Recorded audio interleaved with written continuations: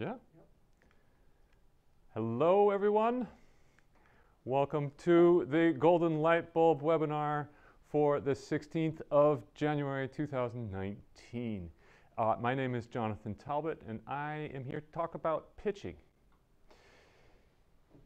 And I have a mission. The first thing I want to say is people do not forget things. They just don't remember them because they are bored. My mission is to help everyone get rid of boring. Now, I get invited by a lot of different universities to come talk to their students or even their faculty, but I'm not a professor. Don't worry, this is not going to be one of those lectures.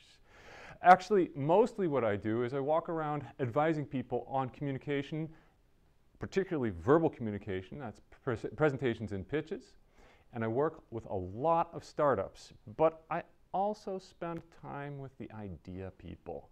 I'm the head coach of 4 different TEDx organizations here in the Netherlands. So on top of wanting to work against boring, I also want to work on sharing ideas, your ideas. And the first and most important thing to recognize when you are giving a pitch is, why are you doing it? What is your goal that you want to achieve when you are giving a pitch? And I think I should give you a warning right now. During this webinar, you might want to have a piece of paper to write some things down on. I noticed the people here do have a piece of paper, but you online, it's worth your time. Or find an open tab and start writing things down. Because the first thing I want you to recognize is when you're giving a pitch, you need to have a goal. You need to have a reason why you're there. Are you there to inform people about your startup, your idea? Are you there to engage with them, to persuade them to do something? Do you want to motivate them? Do you want to make something happen? Do you personally, as you or your team, do you want to get something? Why are you there? What are you trying to achieve? Now that we've established the goals, the next thing we want to talk about is the two things that we always have to get out of the way. What is it that you do? What do you do as a company? What's your idea all about? What do you do? And who do you do it for? We could call that your target audience. What do you do, and who do you do it for? And once you have the answers of what do I do and who do I do it for, you get to have your first pitch. This is a very simple little pitch. Hello, my name is, I do this for these people. Pretty straightforward, yeah?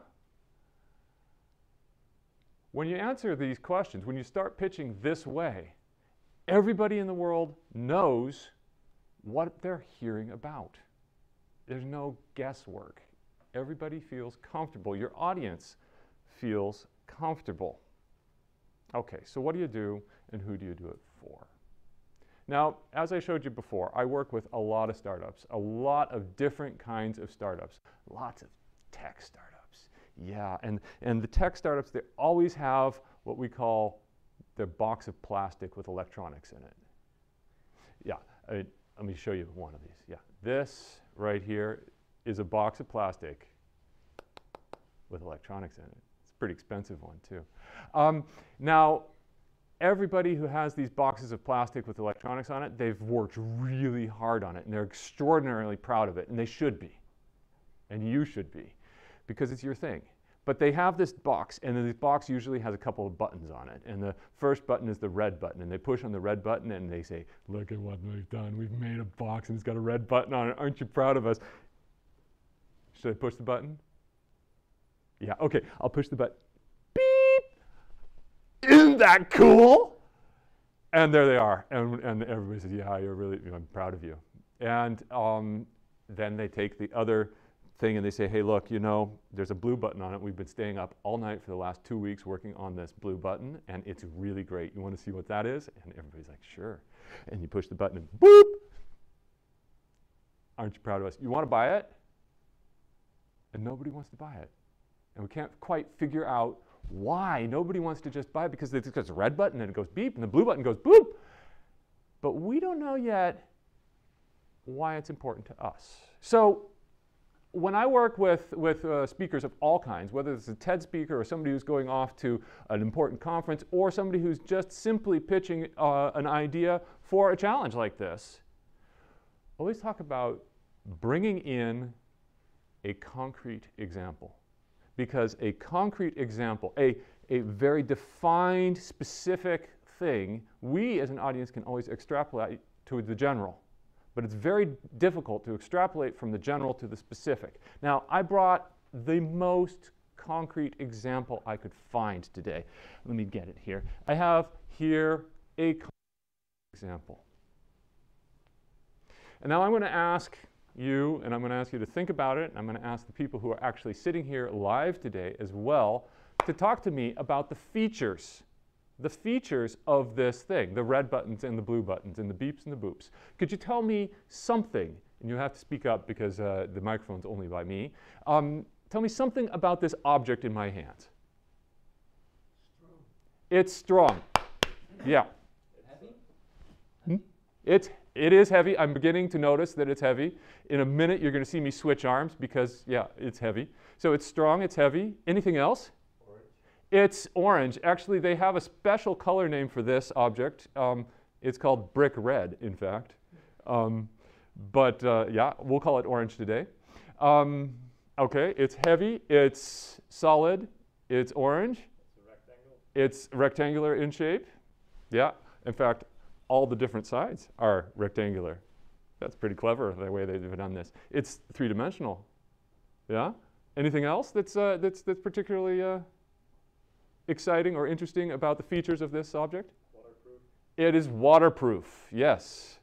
It needs a human to move. I'm curious about that. But, okay, he said it needs a human to move. Let's find another. Anything else? There's many of them. There are many of them on this earth. Yes, there are many of them. And it's existed for a long time. See how I switched arms? Yeah. Number of sides, anybody? This is a quick quiz. A couple weeks ago, somebody said 8. Not true. 6. There you go. You had to count it. 6 sides. Okay. So the thing is, what's important about this object, this brick, is not necessarily the fact that it's brick red or has 6 sides or sharp corners or is heavy or is solid. That's not necessarily what's so important about it. What's important about it is what we do with it. What do we do with bricks? Build them up. We build stuff. Like what kind of stuff? Houses. Houses. What else do we do with bricks? We build houses. We build roads. We build roads. What else do we build with bricks? Or do with bricks? From windows. Usually it takes three guesses, and that's the moment we get to. You throw them through windows. The violent streak does come out. Anything else that we can do with bricks?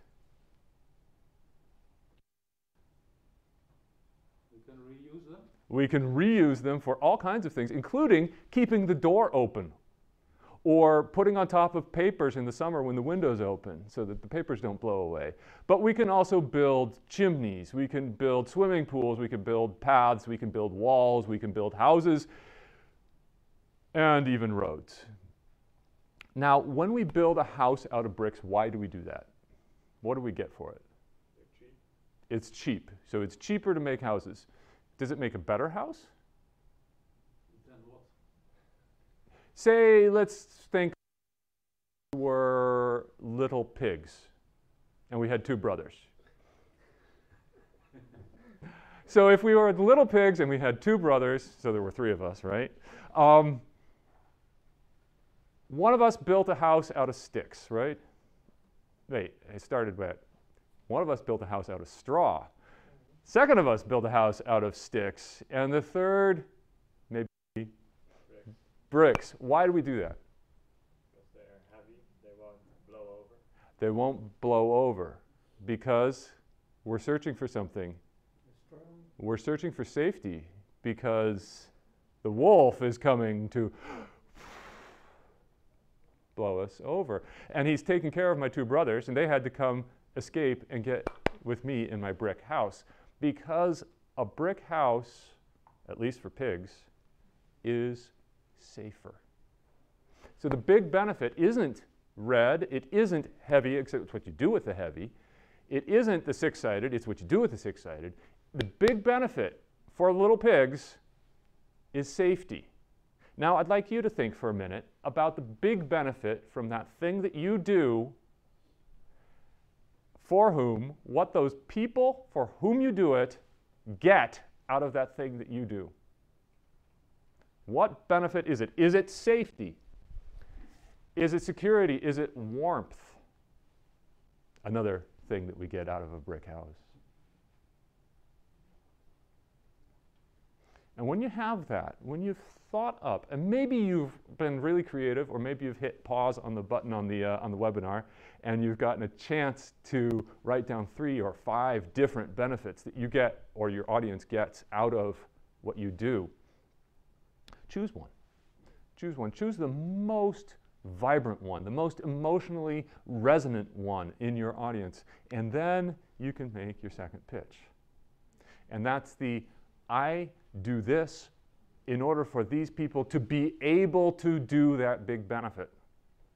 And suddenly you have a pitch that starts resonating a lot more with your target audience.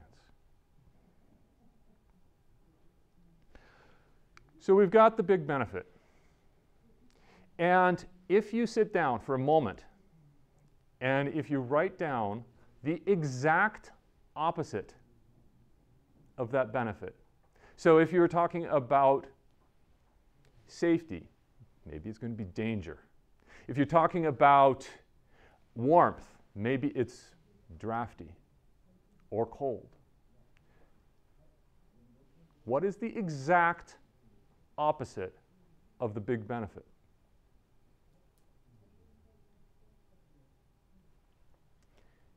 And you probably then have given a description of the problem that you're actually solving.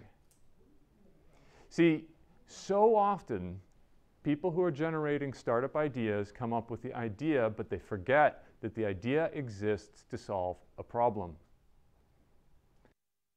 What we really want to be able to communicate is what problem you're solving with your technology, with your idea.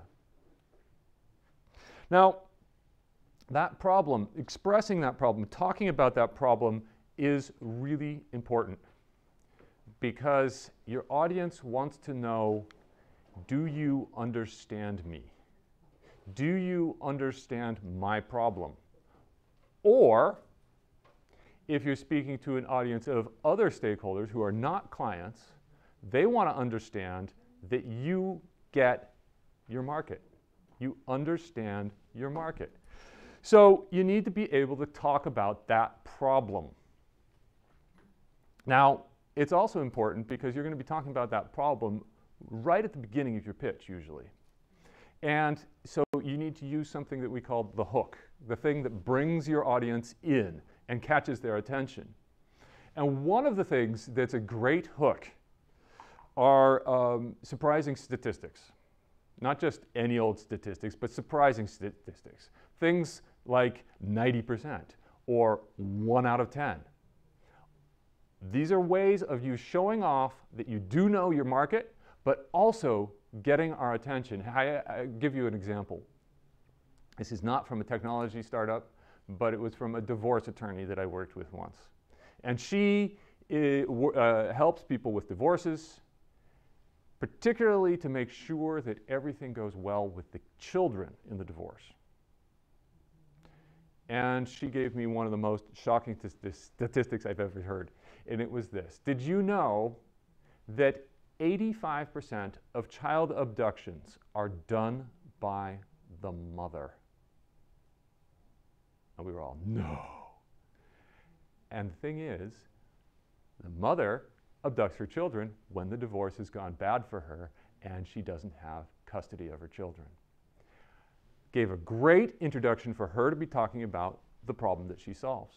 And it got everybody's attention. So what do you have? What do you have as a surprising statistic for your problem that you're solving? Or, if you don't have that, we could always talk about, do you remember when? In the past. Now, looking at the audience here, at the moment, the past is not as long as the audience, as my past. Looks to me like the audience here today is about half my age. So, but anyway, the way things were when we were kids, the way things used to be, is always a great way to bring people in. It doesn't have to be that way. It's a fantastic hook. But politicians use it all the time, by the way. Another great hook is when you are talking about, do you know somebody who? Brings it into a more personal storytelling environment. Do you know somebody who uses? Those people they're always frustrated by. You see, what I'm not doing is I'm not saying, do you use? Because at that moment, your audience could say, no. And then you're in trouble. Do you know somebody who? And the odds are, unless it's completely esoteric what you're doing, then I'd choose another way of starting. Okay, so we've got statistics, we've got memories or ways of looking back into the past. Do you know somebody who? We've got amounts of things that you can talk about, 1 out of 10, 2 out of 10. Now maybe it's not shocking, but it's still a big number. Ways to bring people in. So that's the problem and the benefit. In between my problem and the benefits that I get when my problem doesn't exist anymore, which, by the way, as an audience, the stuff that I'm really interested in between there, right there in the middle, that's you. That's you offering the solution that you've come up with. Now, the thing is, most startups, because they're working 9 days a week, 42 days a month on their solution, they really, really, really want to talk about it and only it. Yeah, we've been building this thing and it's an amazing thing and it's great and did I tell you about my solution yet? The thing is, there's one person in the world who's more excited about your solution, or at least as excited about your solution than you are. And that's your mother. And even then, if she's got more than one kid, I'm sorry, she's not. Yeah. Okay. I'm interested, as an audience, I'm interested in my problem and what will happen when my problem doesn't exist anymore. I want to know about the benefits that I'm going to get when my problem goes away. And I'd like to know, yeah, how you're going to do it. But I'm not as interested in your solution as I am. Now let me give you an example. I'm going to play a short film here, 2.5 minutes, the shortest TED Talk on the planet, I think. 2.5 minutes, and I'd like you to watch this and have a look at how long the guy spends on the problem and how long he spends on the solution. Let's have a look.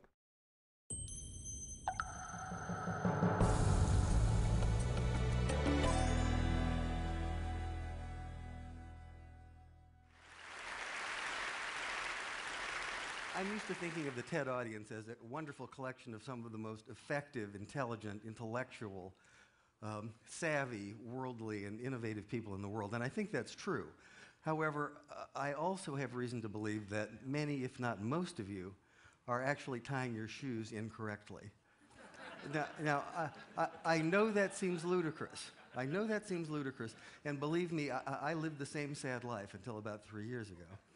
And what happened to me was I bought what was for me a very expensive pair of shoes, but those shoes came with round nylon laces, and I couldn't keep them tied. So I went back to the store and said to the owner, I love the shoes, but I hate the laces. He took a look and said, oh, you're tying them wrong. Now, up until that moment, I would have thought that by age 50, one of the life skills that I had really nailed was tying my shoes. But not so. Let me demonstrate. This is the way that most of us were taught to tie our shoes. Now, as it turns out, thank you.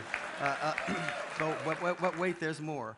As it turns out, there's a strong form and a weak form of this knot. And we were taught to tie the weak form. And here's how to tell. If you pull the strands at the base of the knot, you can see that the bow will orient itself down the long axis of the shoe. That's the weak form of the knot. But not to worry. If we start over and simply go the other direction around the bow, we get this, the strong form of the knot. And if you pull the cords under the knot, you will see that the bow orients itself along the transverse axis of the shoe. This is a stronger knot. It will come untied less often. It will let you down less, and not only that, it looks better. We're going to do this one more time. Start as usual. Go the other way around the loop. This is a little hard for children, but I think you can handle it.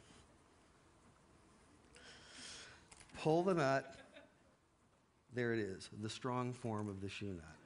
Now, in keeping with today's theme, I'd like to point out, and something you already know, that sometimes a small advantage someplace in life can yield tremendous results someplace else. Live long and prosper.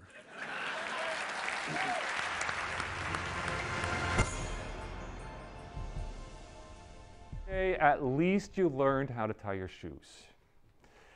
And if you're like most people who I show this to, you may look at your shoes now and check. Okay. He spent, I estimated this once, around 65% of the time on the problem. And he hit that problem from so many different angles. He started out at the beginning with a shocking statement. He buttered us up completely. Yeah, I know the TED audience, they're really smart people, and I think they are really, truly, truly smart people, but you're tying your shoes wrong. That got our attention. But we were saying, nah, I'm not tying my shoes wrong. He says, yeah, I know. I lived the same sad life. And he told a personal story. This is also what we call the founder's story in a pitch.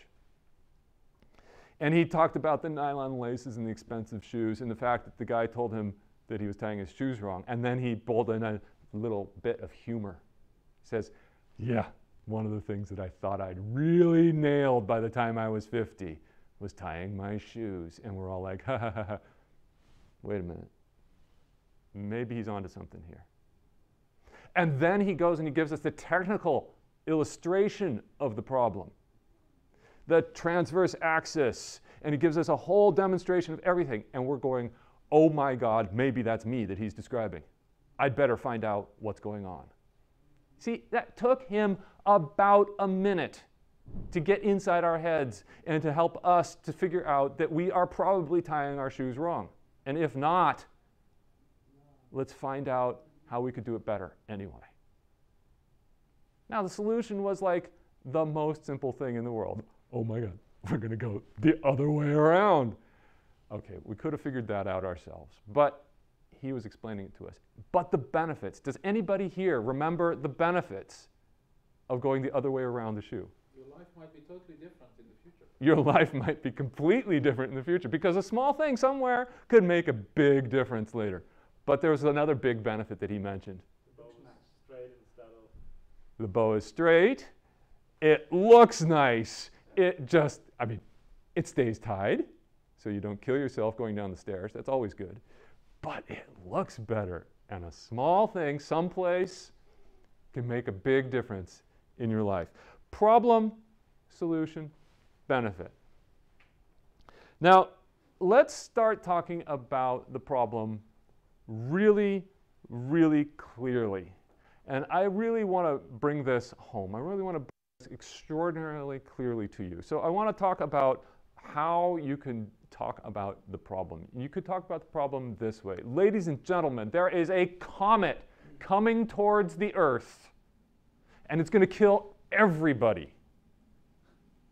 And we better do something about it pretty soon.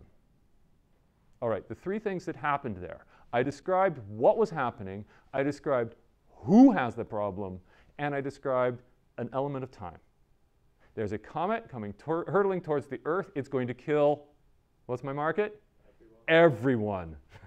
Now, I would never recommend that you start telling everybody that your market is everyone, because the niche market will always be better. But in this case, it's a global problem. Everyone. And we'd better do something about it fast. Now, in one sentence, we've established the problem, the market, and the timeline. You can do this too.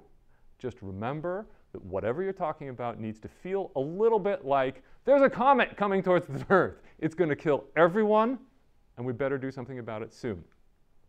Problem, solution, benefit. Now, when we are talking about the problem, we're going to talk about it in multiple ways. And I'm just going to see if I manage to screw up my slides or not. We're going to see either I'm playing a film for the next slide or I'm moving on to the next thing. Let's see what happens. An iPod. Yeah. I'm a phone. And an internet communicator. An iPod.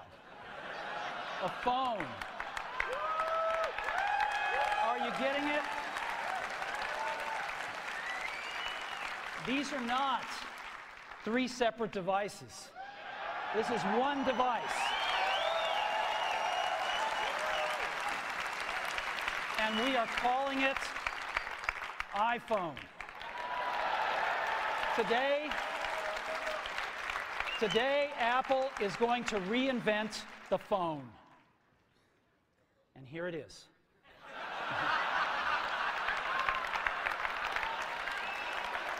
No. Actually, here it is, but we're going to leave it there for now. So, before we get into it, let me talk about a category of things. The most advanced phones are called smartphones, so they say. And they typically combine a phone plus some email capability, plus they say it's the internet, sort of the baby internet, in the one device, and they all have these plastic little keyboards on them. And the problem is that they're not so smart, and they're not so easy to use. So if you kind of make a business... His technology first, and then he started to talk about the problem. But what he spent his time on when he's describing the problem is he created an enemy. He created an absolute... the so-called smartphone. They're not so smart, and they don't do much. And they have a crappy keyboard. And it's, yeah, he completely takes away everything that's good about his competition in this case. All right. But the most important lesson from this very moment, and by the way, about 5 minutes earlier, he started that very pitch, the product introduction, saying, I've been waiting 5 years for this moment. 5 years for this moment. I've been waiting 5 years for this moment, and I'm about to reveal some of the coolest technology ever that did change everybody's life, because it introduced truly smartphones to us with the touch screens and all that other stuff that we now can't live without. And what he did was he did this. Hey, it's right here, and we're going to put it in my pocket now. What do you think happened to everybody at that moment? They want to know more. They had the magic words that you want to hear in your pitch. That's interesting, tell me more. Instead of, oh, isn't that nice that you come up with a really nice technological solution to the problem? No, we want to hear, that's interesting, tell me more. Less is more. It has to be the right amount of less, but less is more in the pitch, especially when you're talking about your solution. Okay, there's a comet coming towards the Earth.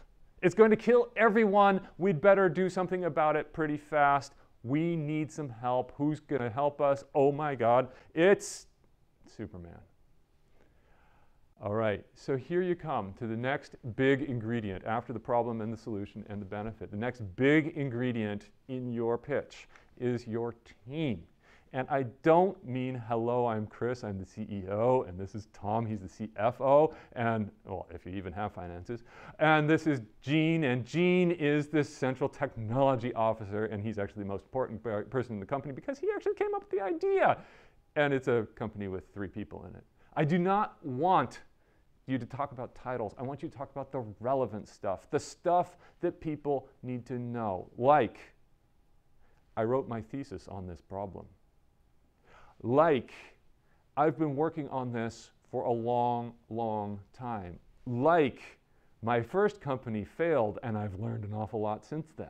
Like, we've raised a whole lot of money in order to create this solution. Like, we've been doing market research for the last, okay, relevant things about the team. Because the thing is, there's a problem in the world that exists, and our team knows what to do about it. So we came up with a solution that generates these benefits. Problem, team, solution, benefits. Because the team are the people who are executing it. And at this moment, you need to recognize that when you're giving a pitch, especially in terms of the Golden Lightbulb Challenge, you are not pitching your product. You're pitching your business, the people who make the product happen. That's why you need to tell us what's relevant about your team. Now think for a moment. We're going to put you 5 years in the future. Yeah, 5 years in the future, you're coming to work in your autonomous car. It's not even yours. It's part of the public transport. Now, what we're going to do, you're going to think about this. You are in the future. Your idea has become a successful idea. It is a company. It has reached a large number of people, or at least a large market. You have been able to make success of it. What's that like? Could you just sketch that for a moment for yourself? You could just imagine yourself sitting in the sun on your yacht in the middle of the Mediterranean, if that's what it is. Or you can imagine yourself having affected the lives of thousands of people, if that's what it is. What is it that 5 years from now has made you such a success? Think about that.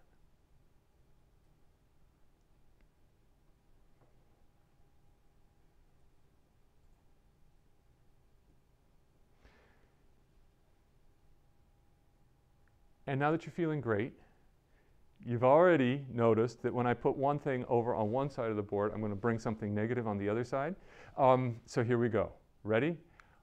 Why hasn't that thing happened yet? Why aren't you a success yet? What's standing in the way? I want you to think about that. I want you to write it down, because this is actually really important for your business, but it's also really important for your pitch. The things that aren't happening right now that should be happening or could be happening. And that could be the fact that you don't have a developer.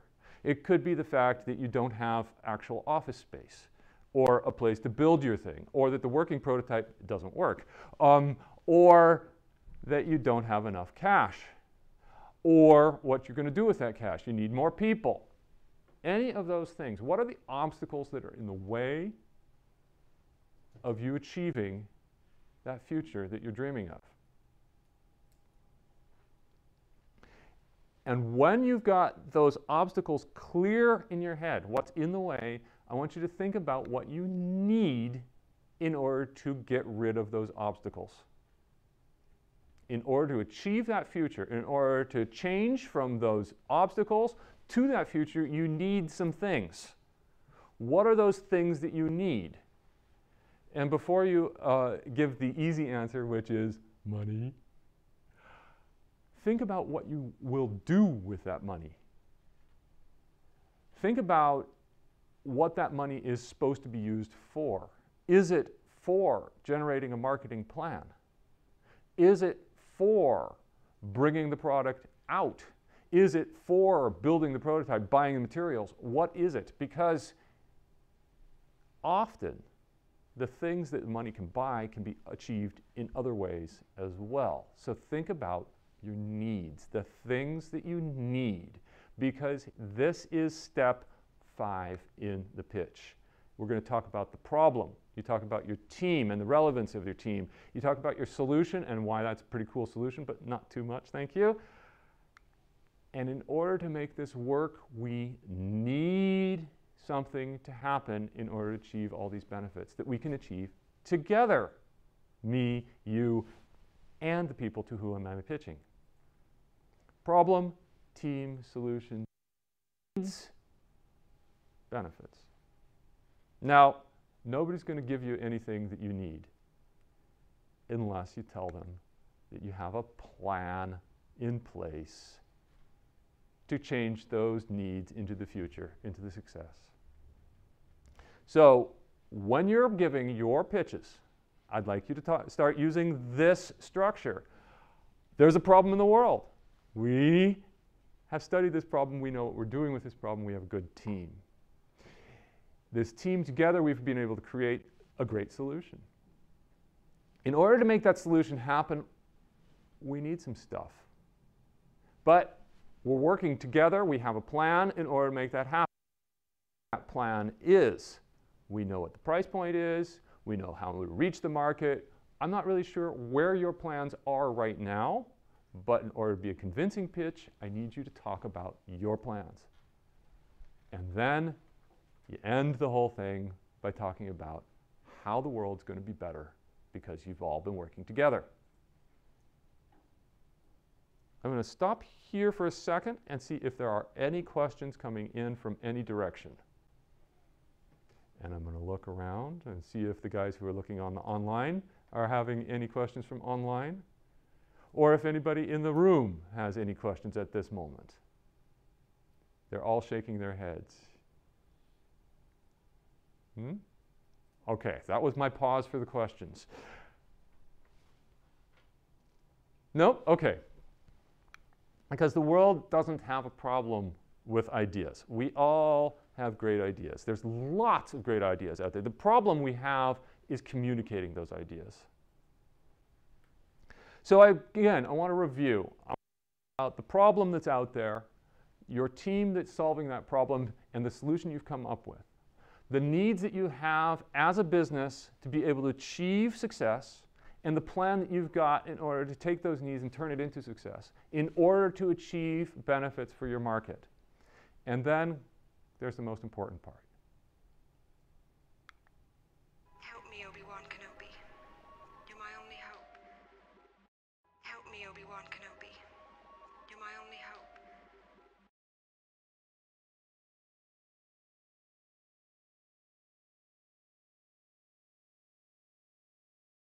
Why are you there? Why are you pitching? What do you want to achieve when you're there? Do you want to have something happen because you were there? If you don't ask, it won't happen. So please make sure someplace in your pitch, and that usually falls right about the needs section, that you say to the people you're talking to, the reason why I'm talking to you today is because of this. Can you help me? Magical words.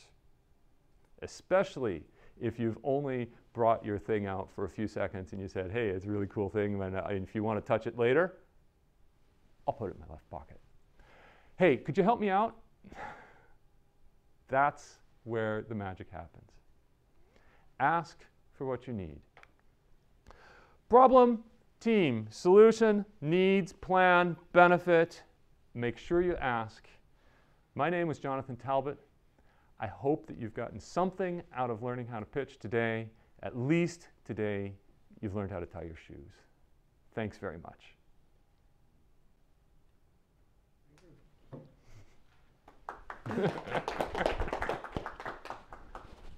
And now that we're offline, are there any questions? No? Yeah. Doesn't matter how long the pitch is, anyway, always all the elements need to be there.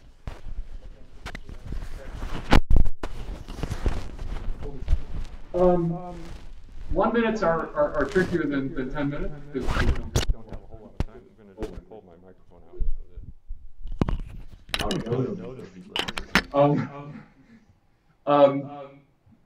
Okay, 10-minute pitch, yeah, you can bring the elements in. You can even include a little bit of the demo in a 10-minute pitch. That's easy. In a 1-minute pitch, you're going to have to be very selective. And you're going to have to use the most powerful bits. But a problem solution benefit pitch is easy to do in 1 minute. A problem team solution benefit pitch, also pretty easy to do, although some of the details about the team might not be able to be brought in. But you could also do, hey, look, my name is Steve. I have a friend, Steve. We've been working together in a garage on trying to create a computer for every man. And here it is. In order to make this happen, see, now we're into needs. See, we just went boom, boom, boom. Team, problem, a computer for every man. Here's my solution. We've been working on it together. We've been creating this. We have a prototype that works. So we're going to need some help. See, now we're in needs. See, I'm still in the 1 minute thing. We were thinking of achieving it this way. What do you think, Mr. Investor? Please give us feedback so that we can get our computer to everybody. That's it. Still in 1 minute. But you have to be incredibly careful how you do it. Otherwise you get that. Leaving things out is valuable. Leaving things out, the right things, is actually, yeah, we're offline.